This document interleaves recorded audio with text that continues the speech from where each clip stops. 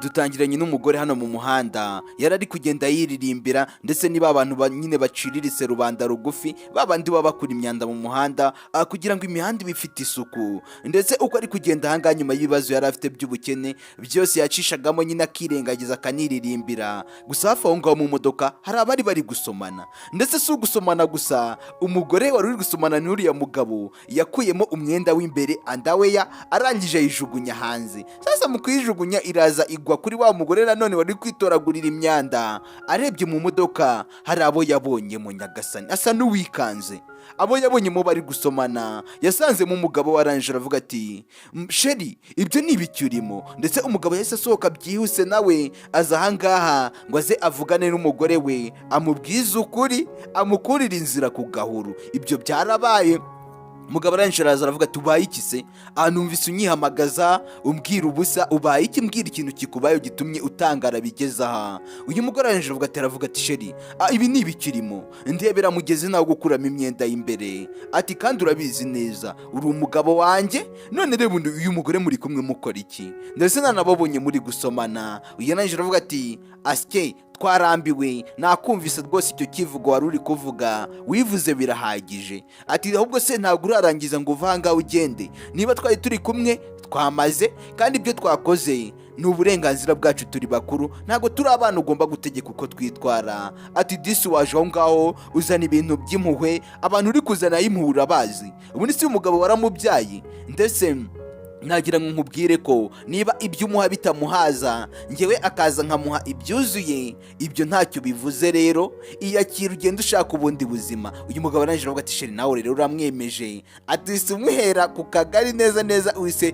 umwerurira ntabyo kuri pfana. Uyu aravuga ati ndi pfana kubera iki se? Ndetse uyu mugabo arangije aravuga ati ariko se warasaze noneho? Ndebera ko urwego ugezeho usigaye ugenda utora amasashi mu muhanda, tekereza ngo wowe waba umugore wanjye. Uyu arangije aravuga ati ariko nanone vuga gutyo. Ati sheri urabizi neza twarabyaranye ngewe nawe dufitanye umwana, none ndebera ibintu urimo. Umwana wacu akeneye kubona uburere bwa mama we na papa we. Ariko se ibi ngibi birongera iki? Aravuga ati ceceka birahagije, ceceka funga uwo munwa wawe. Niba mwarabyaranye se urareba ukabona ngiye mbuze umwana yarera, erega nanjye umwana ndamufite. Rero icyo ni igisobanuye ko uwo wawe atari wo wibanze, ahubwo akeneye kuhita ku mwana koko ufite icyerekezo. Ubundi se umwana wabyawe nawe ubundi yaba ameze gute?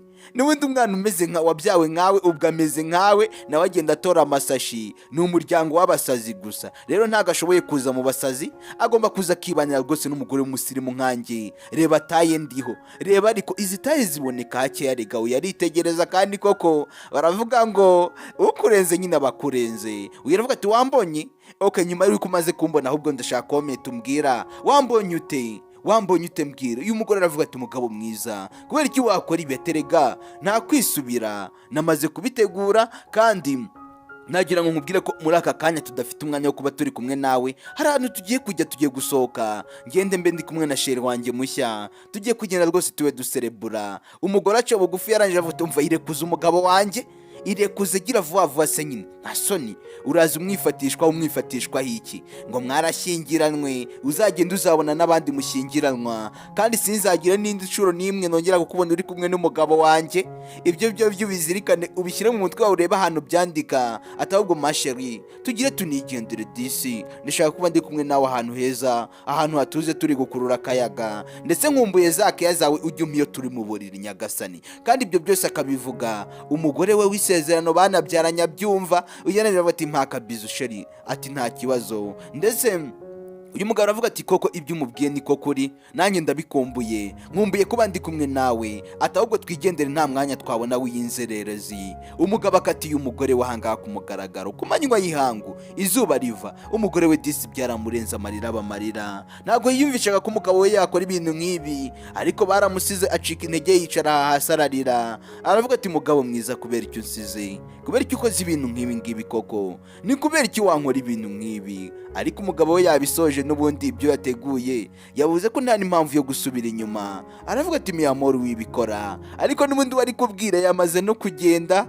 imodoka yayakize agiye kwisohokera n'umusheri we mushya, bagiye kuba baryoshya mu gihe uyu nguyu ari kurira. Ibyo byarabaye. Reka turebe ku munsi ukurikiyeho. Umugabo yatashye mu rugo, twayibonye ibyo avuyemo, ndetse ageze mu rugo koko yari afite n'akana kahise gahaguruka kirukanka aravuga ati papa, kuri uyu munsi rero baduhaye homework, ndashaka ko waza ukamfasha gukora homework, niko mwarimu yatubwiye ngo tuze kubwira ababyeyi bacu badufashe, ati ngwino rero umfashe nyikore. Uyu mugabo aravuga ati ariko ufite ubwenge, nta mwanya mfite wo kuza gukora ibyo bintu, ngewe mfite ibintu byinshi ngiyemo, uze kureba mama wawe abigufashe nyagasani. Tekereza kubwira umwana mutoya gutya, ni ibintu bibi mwa ababyeyi mwe, mujye munareberaho ntukarebe filime ngo birangiye gutya. Akana disi kari yakiriye nyine nta kundi karihangana. Twagarusa mu cyumba aho umugore ari kubara udufaranga yakoreye, udufaranga bamuhaye. Yagiye kubona umugabo aziye yarakaye, ajya mu kabati akuramo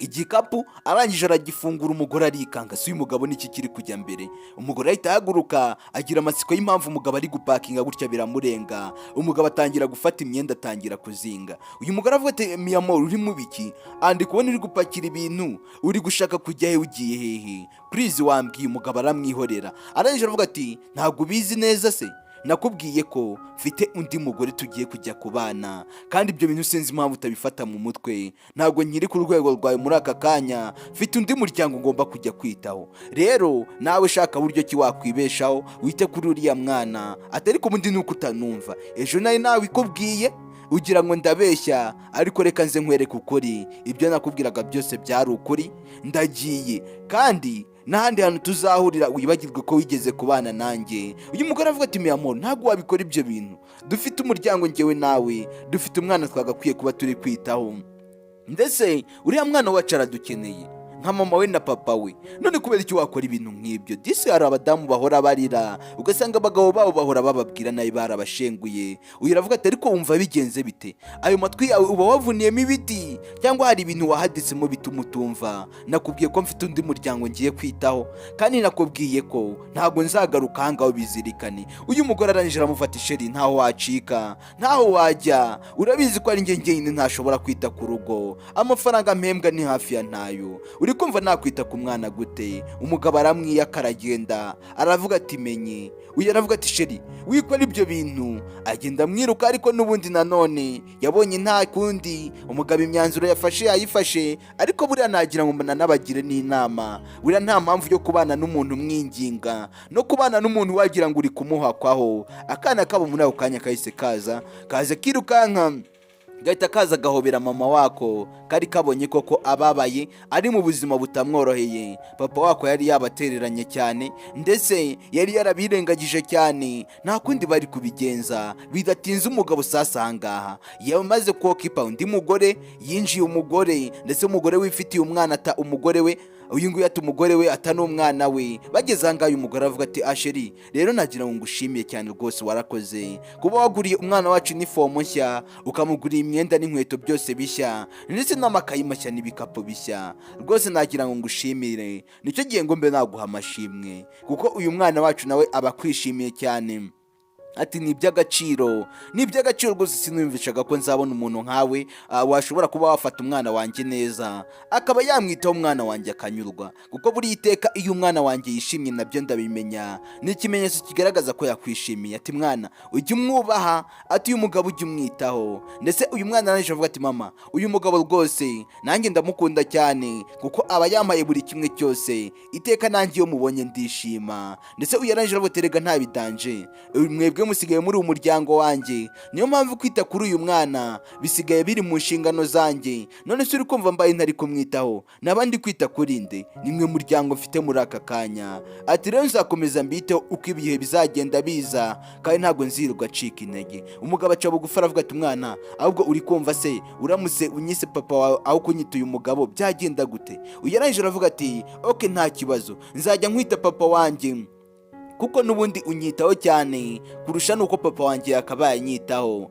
Uyu aravuga ati reka, ati nta kibazo rwose. Rero reba amasaha arageze, gira ugende ujye muri class, abandi bana ubu ngubu bamaze kuhagera, kandi ndabizi neza ko bari buze kukwishimira kuko wambaye neza kandi uzanabitsinde. Uyu arangije aravuga ati urakoze cyane papa nawe mama, ati ndabakunda cyane, mureke njye kwiga, ubwo nyine turaza gusubira muje kundeba. Ati kandi mugire umunsi mwiza. Ni akana gatoya kari gafite na discipline, nyine n'akana ko mu bakire, gasigaye gafite sha umupapa ukitaho, kandi umupapa sha wahehese ko nawe urugo rwe byamunaniye. Uyarangije avuga ati sheri nta ntuzongere kunshimira kuriya, umwana ari kubyumva yazatekereza ko ntari papa we, kandi namaze kumwizeza ko ndi papa we, kandi nzanakora ibishoboka byose nzigarurira umutima we. Uriya mwana ndabizi neza bizarangira asigaye amfata nka papa we, kandi bizarangira asigaye anyishimira ku rwego rwo hejuru. Rero nawe ntuzongere kubikora kuriya, nawe ugomba kumutoza kujya anyita papa we iteka nitaka nyine ibihe byose muri kumwe, ukajya umwumvisha buryo ki ndi papa we, ukamwumvisha ko nta wundi papa uhari, kandi koko ni nanjye papa we. Uyaravuga ati sheri erega ibyo bintu uri kumbwira mba nabitekereje imbere yawe, ati nzabikora kandi neza. Ndetse twagarutse mu cyaro disi, uriya mugabo nubwo ari kwita ku mwana w'abandi, umwana we afite ubuzima bubi, mu gihe umugore warangana wari gutoragura imyanda, akana barakirukanye ku ishuri kaje kureba mama wako babayeho mu buzima bubi, kandi umugabo yirirwa ahahira abana b'abandi, yirirwa yita ku mugore w'abandi, kandi nawe afite umuryango. Muri akanya uyu mugore arangaha abona umwana waraje avuga ati mwana wanjye bigenze bite ko mbona uje muri aka kanya, kandi iki gihe wagakwiriye kuba uri ku ishuri, abandi muri aka kanya bari kwiga, byagenze gute? Aka kana karangije karavuga ati mama rero ngiye kubikubwira, mwarimu yambwiye ati nazanye amakaye ashaje ndetse n'igikapo gishaje, ngo amakaye yarashije n'igikapo cyarashize byose, rero ngo barashaka ko mungurira ibindi bishyashya. Disi uyu mumama arabyumva kandi nta mafaranga afite, umugabo we yaramutaye kandi we yakoreraga amafaranga menshi, yari no kuba yarabimuguriye. Uyiraje uti mwana wanjye nizere ko uri kureba byose, unyihanganire kuba ntarabashije nyine kuba nagutuza mu buzima bwiza. Uyu mwana aravuga ati mama ndabizi neza cyane, nawe nuko utabishoboye, ntabwo ari uko wari ufite ubwo bushobozi ntubikore, ahubwo ubwo bushobozi ndabizi ko utabufite, rero ntabwo nakurenganya nanjye. Uyu mudamu arangije afata agakapu kuno mwana yari yajyanye nyine n'ishashi yashyizemo amakayi nayo yashaje, arangije aravuga ati so rero mwana wanjye ikintu tugiye gukora ni kimwe, ndizera neza ko ibihe bizahinduka, ngiye gukora cyane, kandi ndizera neza ko nibyahinduka natwe tuzaba beza, tukongera ukajya ujya kwiga nk'abandi bana, mwarimu ntagusohore, kandi ndabizi neza 100% ko bizakunda. Ibyo papa we yadukoreye ndizera neza ko azatugarukira atanakibyemerewe, natwe tutakimukeneye. Wabonye ubuzima bwose yadusizemo, dusigaye tubayeho nabi. Ati rero ujye unyihanganira, nanjye ibishoboka nibyo mba nabashije gukora, ibidashoboka nyine nanjye ndabyihorera. Niyo mpamvu no ku ishuri bakwirukana, nuko mba ntabishoboye mwana wanjye, urabizi ko ntacyo nakwima. Uyu mwana araje avuga ati mama ubu buzima bwose mba mbureba byose bitewe na papa. Ati rero kuri aka kanya naje ahangaha kugira ngo ngufashe gutoragura bino bicupuri, ngufashe gutoragura nyine kano kazi kawe, ngufashe kugakora, kandi nzasubira ku ishuri ariko twongeye kubona amafaranga. Ndabizi neza ko tuzabigeraho. Mama warangije avuga ati mwana wanjye ndagukunda cyane ndetse na cyane, kandi ndakubwiza ukuri ko ibintu byose biri mu nzira yo gutungana. Ibyo byarabaye. Uyu mubyeyi arangije aravuga ati okay nta kibazo rwose, uzajya ku ishuri n'ubundi amakayi yabonetse, kuko muri aka kanya ntabwo nahita mbona amafaranga yo kujya kuyagura,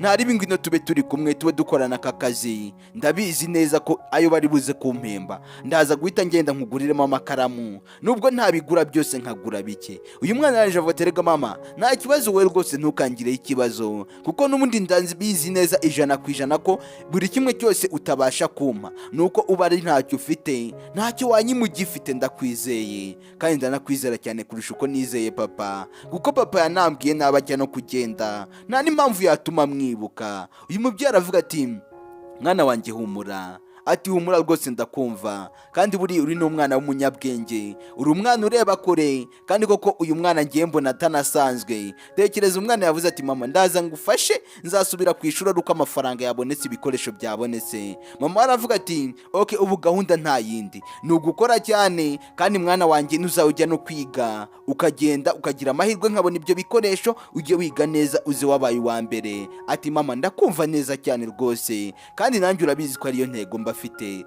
Atoke reka dufate ibyo twari narimaze kwegeranya dutahe, hanyuma rero tugende tujye guhembesha ayo mafaranga bari buze kuduha, niyo turi buze kwifashisha. Mwa bantu mwe mundebere ibintu uriya mugabo yakoze, yataye umuryango we, umuryango wubayeho mu buzima bubi, kandi umugabo ari guhahira undi muryango, ari guhahira umwana atazi se, kandi umwana we ari mu buzima bubi butamworoheye, ari kujya ku ishuri bakamwirukana kuko nta myenda, kandi papa we yirirwa agurira abandi bana imyenda. Uri kumva ni ibibazo? Buriya rero kujya gufasha abandi nawe urabanza ukareba ko wifashije, ubundi ukabona gufata umwanzuro wo kujya gufasha abandi. Ariko uriya mugabo ibyo ntiyabitekereje, yagiye gufasha abandi, kumbe abiwe nabo bari mu buzima bubi, ahubwo bameze nabi cyane ku kigero cyo hejuru.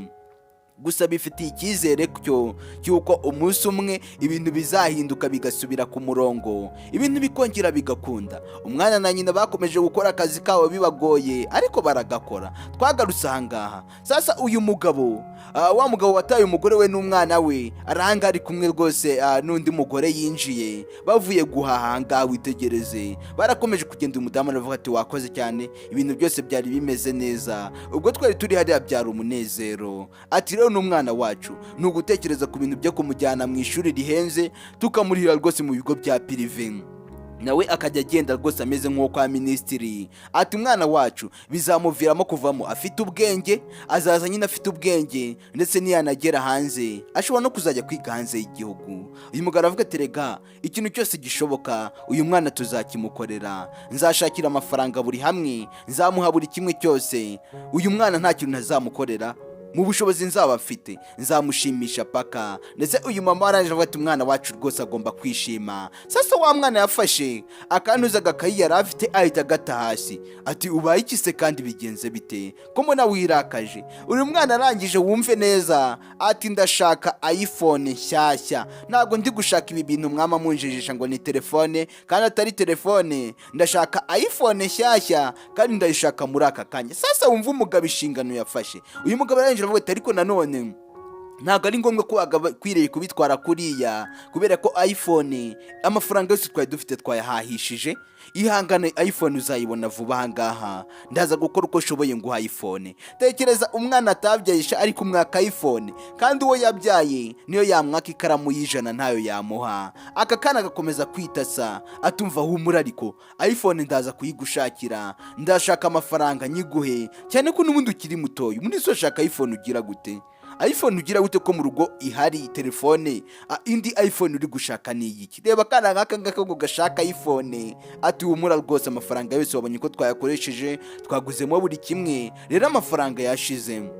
Ati sheri wamubwiye ukabimwumvisha neza. Ati na mama wawe rero uri kubona ko nawe yabikubwiye, nawe arabizi ko nta mafaranga dufite, amafaranga yose yashize. Ati hoya, ibyo simbishaka, njyewe icyo ndi gushaka ni iPhone. Rero mu gihe ntayibonye ndarira, kandi ntabwo muri bunkura ahangaha, ntabwo ndi bubyemera. Ati mama ndashaka iPhone, mama mubwira mpereza iPhone. Arangije avuga ati umva mwana wanjye tuzamo gakeya, iPhone ndayimukwakira. Ati hanyuma rero nawe sasa rero umwana wanjye uri kumva ko ari gushaka iPhone, ari kuyimbaza, kandi urabizi neza ko ari nta mafaranga afite. Wavuze ko uzamumenyera buri kimwe cyose ashaka, none wamuhaye iPhone kugira ngo acururuke nyagasani. Umugore uri ahangaha ati muhereza iPhone kugira ngo acururuke, kuko nutayimuhereza arakomeza arire, kandi ni inshingano zawe, ni ibintu wamusezeranije. Ntugasezeranye umwana rero ibintu utazashobora. Niba utabishoboye bivuge, cyangwa se mo kimwe menye niba atari inshingano zawe zarabaye inshingano zanjye gusa, ngende mwiteho njyenyine. Ati urabyumva neza, niba udashoboye kuba wamwitaho ni ukuvuga ko inshingano zawe zakunaniye, uri gukora none inshingano udashoboye, kandi hari izo wagakwiriye kubishoboye. Umwana wanjye vuga tugende hariya bamuhereze indi iPhone, cyangwa se mo kimwe wigendere. Uyu mugabo arangije avuga ati amiyamoro rwose tuza rwose, ibintu bitware gakeya. Ati ndabitwara gakeya gute kandi umwana wanjye arimo ararira? Yagusabye iPhone, yimuhereze ubundi cururuke, yimuhereze nawe acururuke. Hano imbere ni ukugenda tukababwira bakaduhereza iPhone, tutarindira ibyo bintu byo kuvuga ngo uzayimuha, kuko n'ubundi tugiye kuhaca, ntabwo twahaca ngo yemere. Arakomeza arire. Rero shaka igisubizo cyihuse muri aka kanya. Uyu mwana akavuga ati ndayishaka ubu iPhone yinyemerere, mbwira kuri buyimbe nishime, ndayishaka muri aka kanya. Ati mama uzi ko ari buze kuyemera? Uyu mugabo arangije aratekereza, aravuga ati okay, nta kibazo ndabyumva, arayishaka, nta kibazo iPhone ndayiguha. iPhone ndayiguha ngaho irarishime, nta kibazo iPhone rwose tugiye kugenda nyikugurire ubundi amahoro asagambe. Wa mugore nawe arongera araseka. Uyu mugabo ni mumugira inama, niba muri kureba ino filime mumugira inama y'ikintu yakora. Gusa nanone ndabasaba muze kureba ino filime muyirangize, ndabizi ko muri buze kuyikunda kandi iraza kubagera ahantu. Ndetse uyu mwana aravuga ati ndagushimiye cyane rwose papa, ubu noneho uri papa wanjye, nawe ubundi mu kanya ntago wari papa wanjye, ariko ubu ngubu ndagushimira ubaye papa wanjye. Ndetse uyu mugore nawe araje aravuga turakoze cyane sheri, kuba witaye ku mwana wacu ukaba umuhaye kongera kwishima. Yari yarakaye muhoje tugende hano imbere nta kibazo tujye kuyifata kuyigura. Gusa umugabo asigara hanga yibaza, uru rugo koko nzarumaramo igihe kingana gute? Umwana ungana gutya ari kunsaba iPhone, ejo bundi araza asabe imodoka kandi namubwiye ko nzamuha buri kimwe cyose, ubu noneho nzayikura hehe? Ni ibibazo. Ariko niwe yizanye asiga umuryango we. Twagarutse kuri wa muryango ukennye, arangije kakara kari kuvuga ati mama, rero iyi ni liste y'ibikoresho turi buze kugura, ati ahangaha ibi byose turaza kubigura, mwarimu yarabintumye, ati kandi ujye ugendera kuri ibi nabanje imbere, nibyo bikenewe cyane. Ati sibyo mama? Ndetse mama warangije aravuga ati mwana wanjye ndabyumva neza cyane, ndetse twanaje ahangaha kubigura, ariko nanone nagira ngo nkubwire ko kuba turi ahangaha byose ntabwo turi buze kubigura, kuko urazi amafaranga bampaye ni amafaranga atari menshi cyane. Ati rero turagenda tugura bikeya uko hazagenda hashira igihe, hagenda hashira akanya, niko nyine amafaranga azagenda aza, hanyuma rero nkazagenda nkugurira n'ibindi. Ntabwo twahita tubona amafaranga yo kubigurira icyarimwe byose ibikoresho ukeneye, niyo mpamvu turi buze kubanza kugura bikeya. Ndetse no amagambo yari kubwira akana ke kugira ngo nanone batagenda kishimye kazi ngo byose biragurwa kagasanga baguzemo bikeya. Gusa nanone uno mwana twamubonye bitewe n'ubuzima yakuriyemo nawe yarumvikanaga. Arangije aravuga ati mama, nta kibazo rwose, ntari turabanza tugure ibyibanze bikenewe cyane, ibindi bizagenda biza mu nyuma, ndabiza amafaranga ufite ntago ari menshi. Ndetse mama we arangije avuga ati mwana wanjye ndagukunda cyane. Uyu mwana koko wamukunda bingana gute? Umwana wumvikana gutya, umwana wumva mama we kw'iki kigero, ndetse biranatangaje. Uyu mama warangije aravuga ati rero hoshi tugende, ndabanza ndebe ibyibanze nk'uko nabikubwiye, atahubwo si ubwo twabanza kubihe, atari kuko biri kose ibyo bakwirukaniye ejo bundi nibyo ndi bubanze kukugurira. Hanyuma rero ku bijyanye na uniform ngiye gukora cyane muri iki cyumweru. Uyu mwana aravuga ati mama, oya nta kibazo, no kubyo banyirukaniye ejo bundi ntago ari byose, kuko hari ahantu natoye ikayi cyagiye turimo turataha. Rero ikayi yo ntuyigure, ungurira amakaramu gusa. Uyu mwana urangari korohereza mama we nawe bikamushimisha. Ati urakoze mwana wanjye, nawe ubureba ubuzima tubayemo. Ati ndakwikundira umusheri, ati ndagukunda cyane. Ati mama nanjye ndagukunda cyane. Ati rohoshi tugende tubanze tugura ibya mbere. Ndetse uko bari kujya kugura ikaramu, abandi bo bari kujya kugura iPhone. Ndetse papa w'uno mwana niwe uri kujya kumugurira ama iPhone, nkaho yakaba yari kugurira umwana w'imyenda. Ndetse no kubona amafaranga ya iPhone nako yikaramu biri kugorana, ariko umugabo we rwose ari kuyatanga yishimye. Muri ako kanya umwana bavuye kumugurira iPhone aza yishimye banezerewe. Umugabo yinjiye umugore w'abandi kandi nawe afite umugore we. Ibi bintu ntago ari byiza. Uyu mwana araje ati papa rwose ndagushimiye cyane, ntago nari nzi ko ibi bintu uri buze kuba seri ukabikora koko. iPhone rwose ndayitsindiye, ndayibonye, mbega ibyishimo, noneho nzanaba n'uwa mbere. Ubundi ni wowe papa wanjye, ni wowe wenyine, abandi bose barabeshyaga. Uyarangije aravuga ati miyamoro, nkomeje kugushimira rwose kubw'uko ukomeje gushimisha umwana wanjye. Umwana wacu rwose akomeje kwishima byose bitewe nawe, ndetse ari proud yawe. Uyarangije aravuga ati rega icyo nashoboye niko nabikubwiye, icyo nashoboye nicyo ntazamugurira, ndetse icyo nashoboye nicyo ntazamuha, ariko icyitwa ngo ndagishoboye byose nzabimukorera, nzamushimisha paka nta nubwo azigera yicuza impamvu ndi papa we. Nzatuma ahora aterwa ishema nanjye, kandi umwana nta kintu na kimwe uzamburana, nzakomeza kukwitaho. Erega uyu mwana niwe muryango wacu, nose tutamwitayeho twakwita kurinde, niwe wenyine dufite. Uyarangije aramusoma, ndetse mubonye gutya bari kumwe wavuga ati rwose uyu mugabo n'umugore we bita ku muryango wabo.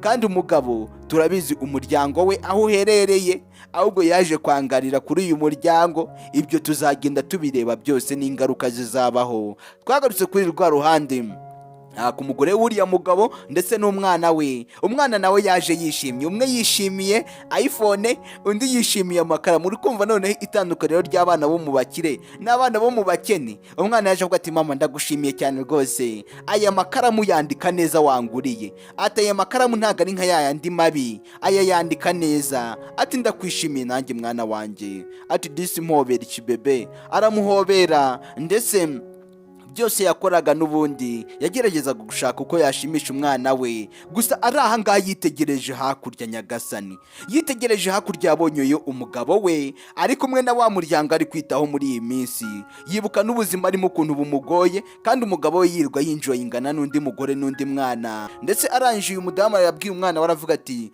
mwana wanjye rero uguma aha ngaha ndetse usigarane ibi bikoresho, ati ndaje ntugire ahantu ujya kandi ndagukunda mwana wanjye. Arashaka kugenda akabwiza uriya mugabo ukuri, akamubaza icyo ari gutekereza mu gihe yamutanye umwana ndetse akaba ari kwita ku bana b'abandi, kandi umwana we rwose nta bushobozi na buke afite, ku ishuri bahora bamwirukana. Yaje aha ngaha tayari atangira kumubwira ati sobanura neza, ni kubera iki wirirwa wita ku mwana w'abandi ndetse umwana wacu ku ishuri ahora bamwirukana? Urabizi neza twarabyaranye, ariko ibyo bintu ntabwo byitayeho.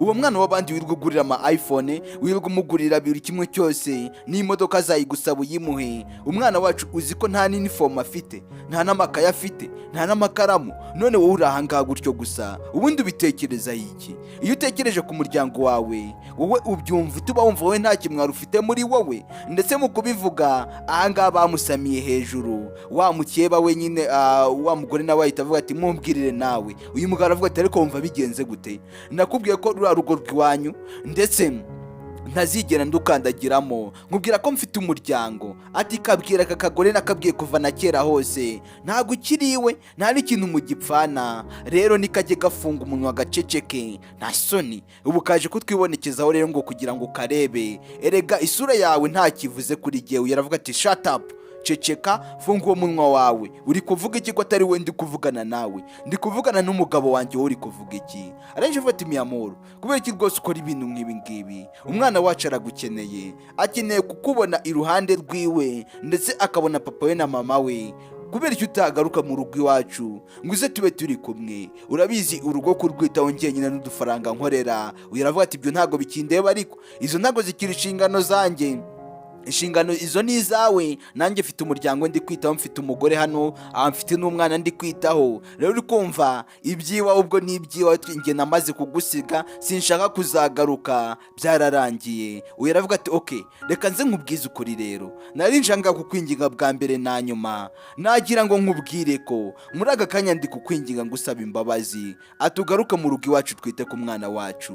Ibyo ukanga kubyemera, rero ngiye kukubwiza ukuri ko hari igihe uzagaruka nawe ukaza kudusaba imbabazi, njye n'umwana wanjye, tutakikwemereye kuba wazi iwacu, tutakikwemereye kuba twazigwa tukakubwira ati warakererewe. Kandi ibyo bintu bishyire mu mutwe, muri aka kanya uri umukire, uri no kwita kuri uwo muryango utari uwawe, ukabitaho ndetse na cyane.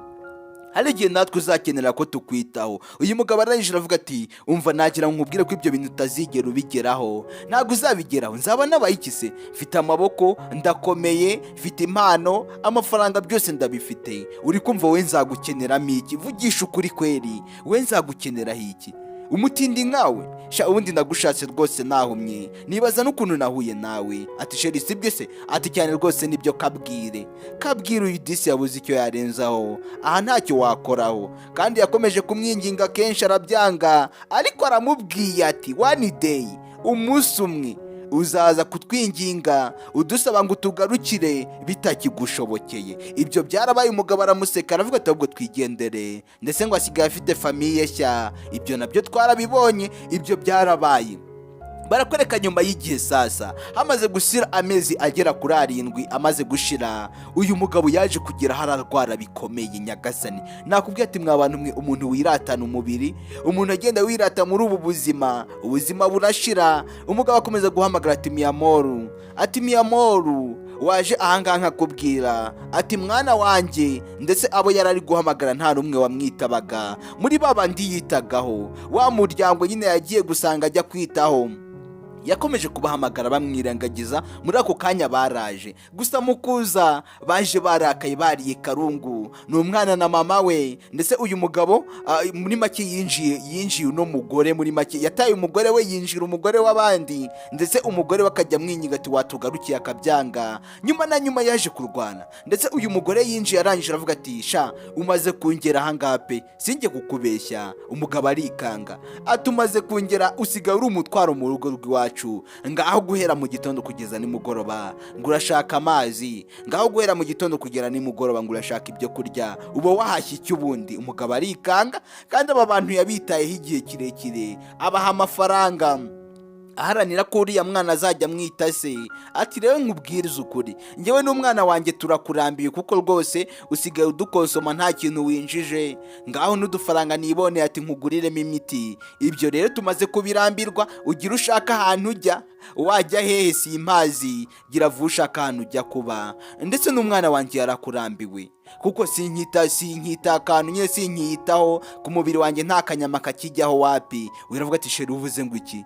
Ati nizere ko ibyo bintu uvuze atari ibya nyabyo. Uyu mwana aravuga ati rega mama yambwiye ko utari papa wanjye, nta n'ahantu nkuzi wowe, ahubwo gira vuba vuba utuvire mu nzu, naranaguhaze, ntabwo ukiri papa wanjye, bya bintu wanguriraga ntabwo ukibingurira. Mama yambwiye ko hari undi papa wanjye atari wowe, kandi papa wanjye vuba ahangaha agiye kuza tubane. Sasa ndebere, umugabo yaje ari muzima, none batangiye kumwinuba. Uyu aravuga ati rwose ndikumva unteye impuhwe pe, ndikumva unteye impuhwe bitewe n'ukuntu nkwitaho, nkuhahira nk'icyana cy'inyoni, uri aho ngaho wicaye gusa ibyawe ari ukurya urunda muri urwo ruda rwawe utazi kubikorera. Rero ibi bintu maze kubirambirwa, inzu sigaye nyiyishyurira, buri kimwe cyose sigaye nyikorera.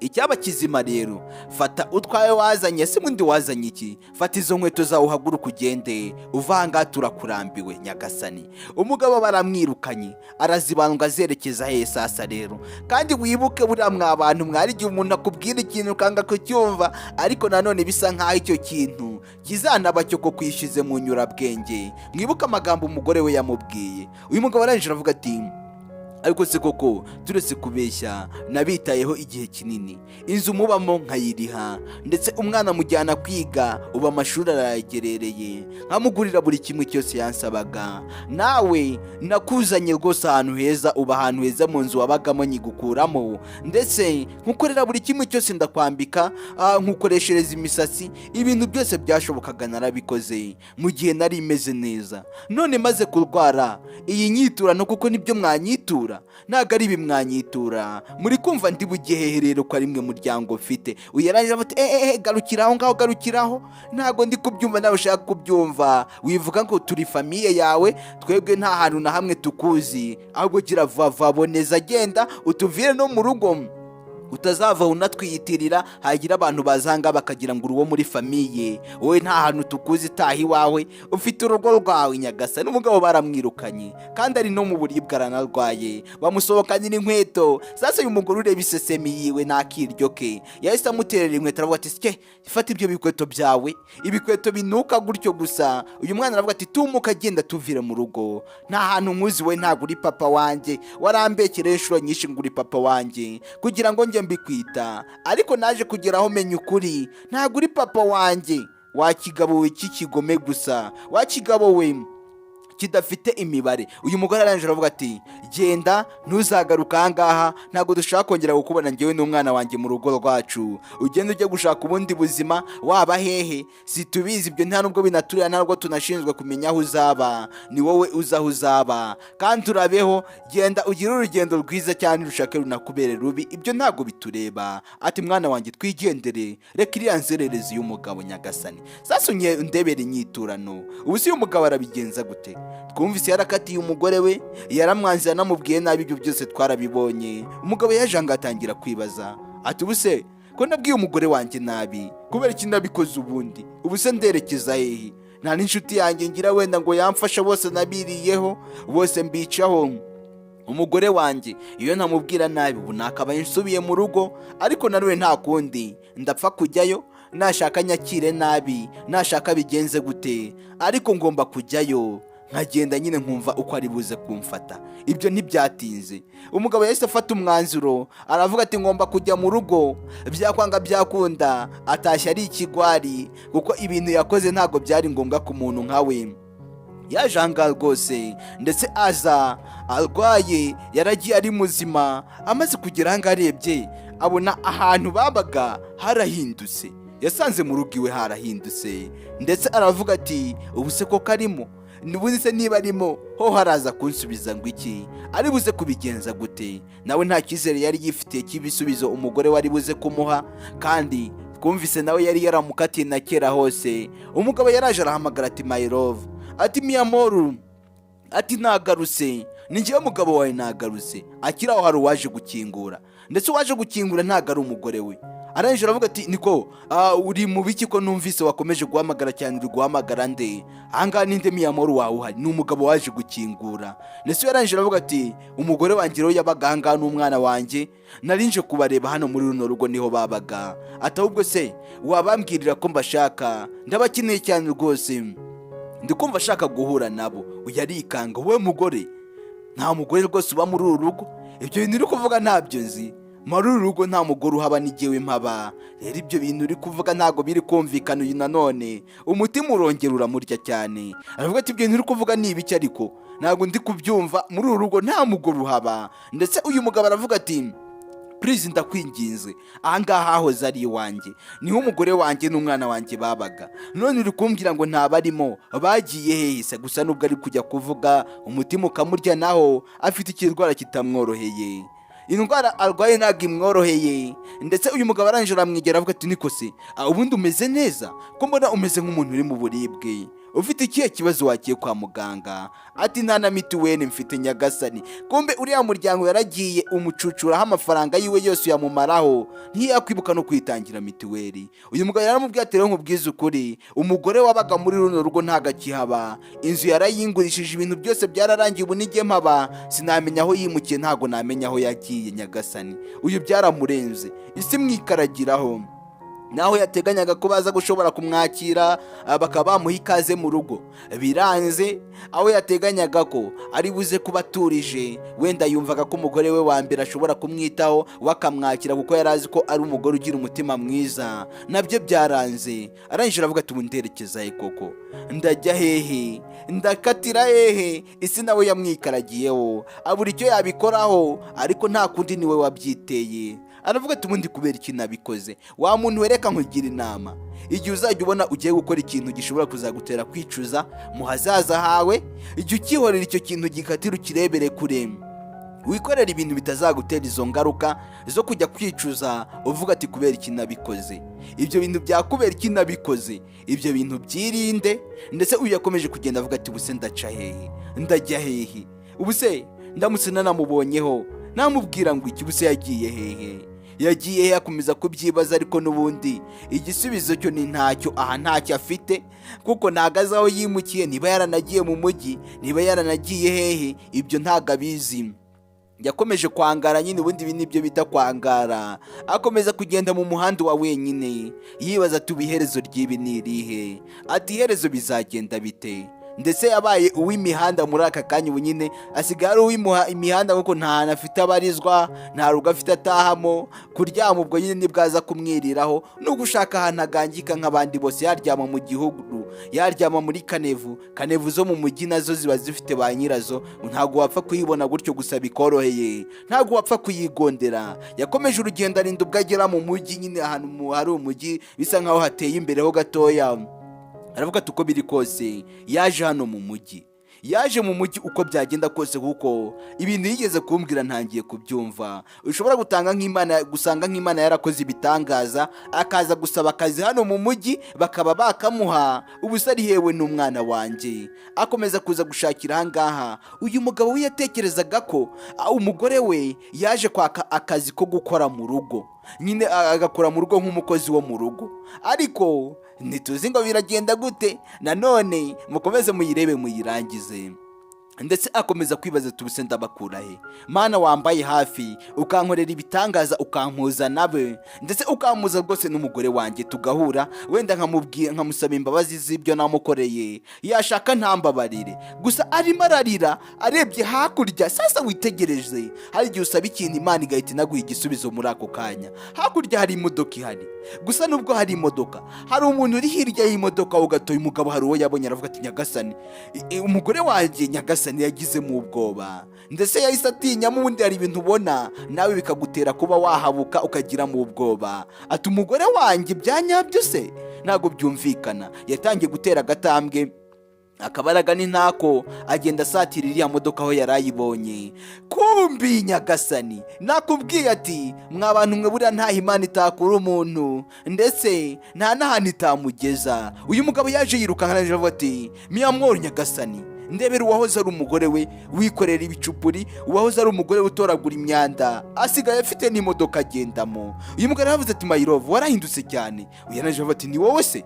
Nyagasani ntabwo nari niteguye rwose ko nahura nawe, nari nzi ko ntazongera no guhura nawe, kumbura cyariho nyagasani. Uyu mugore nawe yamusubije igisubizo kimeze gutya, ati noneho nari nzi ko wenda niyo twahura twazahura uri umuntu w'umukire rwose, uri umuntu umeze neza. Ahubwo byaje kugenda bite ko ndi kubona ubuzima butakoroheye, ubuzima bwawe bugeze habi, byaje kugenda bite? Uyatangira kumubwira ati rero nyuma y'ibyabaye byose narinje rwose ngo ngusaba imbabazi my love, ndakwinginze. Ubuzima nagiyemo bwaranyangiye, abo nakurikiye bose nabonye ko nta byiza byabo, baranyirukanye bansohora mu nzu yabo, barambwira ati ninsanga umugore wanjye wa mbere nyuma y'uko nari maze kurwara. Uburwara bumereye nabi, barambwira ati singiha nta kintu na kimwe nkibamariye mu rugo, nduwo kuba konsoma gusa. Barambwira ati ninsohoke ngende, najya kwangana najya hehe? Ati rero niyo mpamvu nje kukureba, ati please mbabarira. Uyarangije avuga ati umva, ibyo byose bivuge rero utanyifatishijwe, hatagira n'umuntu tubona. Mu gihe twari tugukeneye iryo jambo nararikubwiye, wanze kutwemera, ubu warakererewe. Niba muri kwibuka neza, iri jambo yararimubwiye ati hari igihe uzatubwira ati urifuza kutugarukira, tukakubwira ngo warakererewe. None n'ubu niko amubwiye. Ati basi se umwana wanjye ari hehe? Umwana wanjye ameze ate ko numva mukumbuye cyane? Ndikumva ashaka kuba namubona please. Uyarangije aramuseka ati urashaka kuba wamubona se? Umunsi yari akeneye udukayi twawe nta twamuhaye, udukaramu wapi? Uyu aravuga ati ndakwingiza rwose, ngarukira rwose, nagarutse kandi nemeye kuba nakomeza kubana nawe, ndetse nkakwitaho, tugafatanya twembi tukita ku mwana wacu, tukamurera akazakura abona papa na mama. Yongeye gusubiramo ya magambo. Yarangije avuga ati shut up, cecekaho, ceceka. Umwana namureze njyenyine, mwitaho njyenyine, ndamurihira amashuri ari hafi kuyarangiza. None ubu ngubu nibwo utekereje kuza gufatanya nanjye kumurera? Igihe yari agukeneye uri kugurira abana b'abandi ama iPhone, wiwe wanze no kumugurira ikaramu, ntabwo yigeze kubona. None ubu ngubu amaze kugira hagera, uramukeneye. Ubu ngubu rero najya nkubwire ko waje ukererewe, igihe cyarakurenganye, ntabwo tukigukeneye mu buzima bwacu, wamaze kutuvamo, nta n'ahantu twifuza kuba twakongera guhurira nawe. Ati cyakoze cyuranasekeje cyane. Ati nari nzi ko rwose ubu ngubu uzaba uri umukire, ndibuka n'amagambo yose watubwiraga, ati ntuzakenera umuryango wacu ngo ufite umuryango witaho, sha rwose ugende wite kuri uwo muryango, njyewe ndishoboye kandi nshoboye n'umwana wanjye, ubuzima bwose bubi nawuciyemo njyenyine. Rero nta mpamvu yatuma ubwiza mbucanamo nawe. Uyu nawe yamwaze mu buzima bubi, ariko mu bwiza aramwifuza. Nawe aramubwiye ati mukuriye inzira ku gahuru, ati ubuzima bwiza simbugukeneyemo. Uyu aravuga ati please mfasha, bibe nk'ubufasha rwose, ndakwinginze, ndagusabye umfashe, wenda ube wakwemera basi umbabarire, mbe nakongera gusubirana nawe. Namaze kumva uburyo kinini icyaha nakoze kiryana, amakosa nakoze byose nagukoreye ukuntu biryana, numva umutima wanjye usubiye ku murongo. Rero mfata umwanzuro wo kuza rwose, kandi wituma nsubirayo imbokoboko. Ndashaka kumbabarira please, ndakwinginze, ndashaka kumbabarira, nkongera nkitwa rwose umugabo wawe, ndetse nkongera nkitwa papa wuriya mwana wacu uri kureba ubuzima mbayemo, ntabwo bunyoroheye. Rero nanjye ndagukeneye. Sasa mureke mbabwira aha hantu, uwo muntu ujya uhura nawe ukabona ni umukene, ukamutera umugeri, ukamutera amashoti, hari igihe nawe isi ibintu bishobora kwibirindura, ugafata wa mwanya wiwe nawe agafata uwawe, ubwo se uri kumva we yazakubabarira nawe utaramubabariye? Uyu yaravuze ati please ndakwinginze.